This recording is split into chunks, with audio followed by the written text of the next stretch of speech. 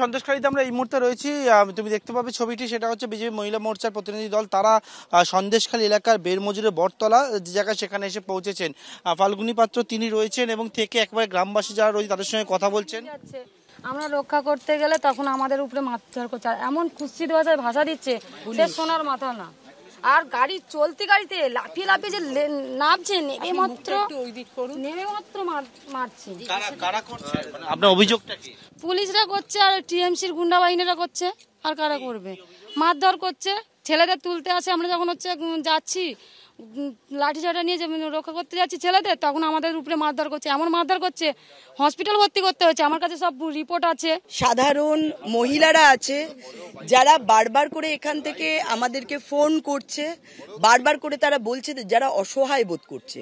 শুধু তৃণমূলের গুন্ডা বাহিনী নয়, তৃণমূলের গুন্ডা বাহিনীর সাথে পুলিশ, যারা বারবার করে যারা আমাদের বিজেপি কার্যকর্তা, বিজেপি সমর্থক, যারা এই পরিস্থিতির পরিবর্তন করতে চাইছে, সাধারণ ভোটার যারা বুঝতে পেরেছে এই সরকার কখনোই তাদের সুরক্ষা দিতে পারবে না, পুরুষ শূন্য করে দেওয়া হয়েছে। আপনি ঘরে ঘরে গিয়ে দেখুন, এখানে পুরুষরা নেই, মহিলারা অসহায়। এটি হচ্ছে বটতলা এলাকা।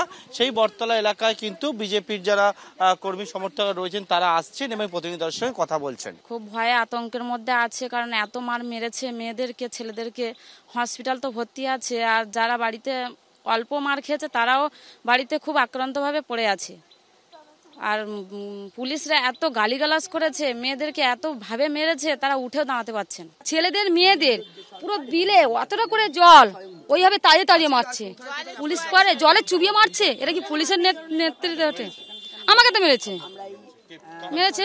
পুলিশ মেরেছে, গুন্ডা বাহিনীও মেরেছে। বাড়িতে থাকতে পারছি না আমরা, সারাদিন বাড়িতে থাকতে পারছি না। সারাদিন আমরা, এমন সরকার, আমাদের ঘরে জল নেই, রাস্তায় বেরোতে হচ্ছে জল নিতে গেলে। সেই জলের জন্য রাস্তায় বেরোতে গেলে পুলিশ ধরে মারছে কোনো কারণ। তাহলে আমরা রাত্রিরে থাকবো, রাত্রিরে গিয়ে পুলিশ মারছে। এটা কি রকম রাজনীতি চলছে যে টিএমসিরা ঘরের ভিতরে ঢুকে মারছে মেয়েদেরকে? আর কোন আপনি গ্রামে ঘুরে দেখবেন যে কোনো পুরুষ বাড়িতে নেই, সব মহিলা, কোনো পুরুষ বাড়িতে নেই, পুরুষহীন গ্রাম এটা।